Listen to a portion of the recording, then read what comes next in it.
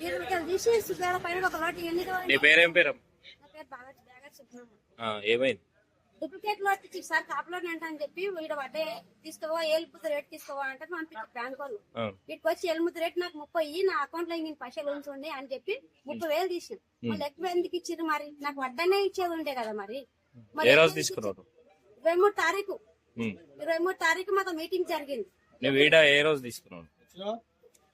శుక్రవారం రోజు తీసుకుని ఈ రోజు శుక్రవారమే కదా, ఈ సాయంత్రం తీసుకుని పొద్దున్న దాకా తిరిగిన చెల్లె పండింది సార్. నాకు చెనకాడ పండింది అందరు చుట్టుపక్కల చేసుకుంటారు. నాదే ఉంది అసలు ఇంకా కూడా ఉంది. ఆ శుక్రవారం పొలం అందుకు బయట వాటి వెళ్ళకపోతే అట్లా పోతున్నాయి. నేను కూడా ఎన్ని పైసలు వారపల్ల దీన్ని కట్టేది ఉంది కదా, ఉన్నాయి కదా పైసలు ఒక లోటు తీస్తే ఆ సార్ చూసి తప్పు సాకి పట్టలేదు.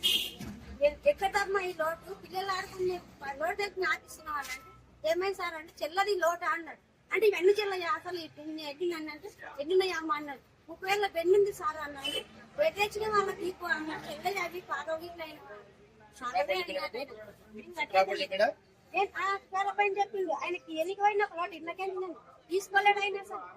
నువ్వు ఆ రోజు చూసుకోలేవా మరి? చూసుకోలేదు సార్. నేను ఇది చేసి ఏమేసి పెట్టమంటే పెట్టినా ఆధార్ కార్డు దిగ్మని పెట్టిస్తే అడుగు అది ఇంటైనా ఇట్లా పెట్టుకొని ఇట్లా మూసుకొని పోయి అన్నంత మనలో పెట్టి తాళం వేసి చేనుకి ఒకటి పెట్టిన మళ్ళీ.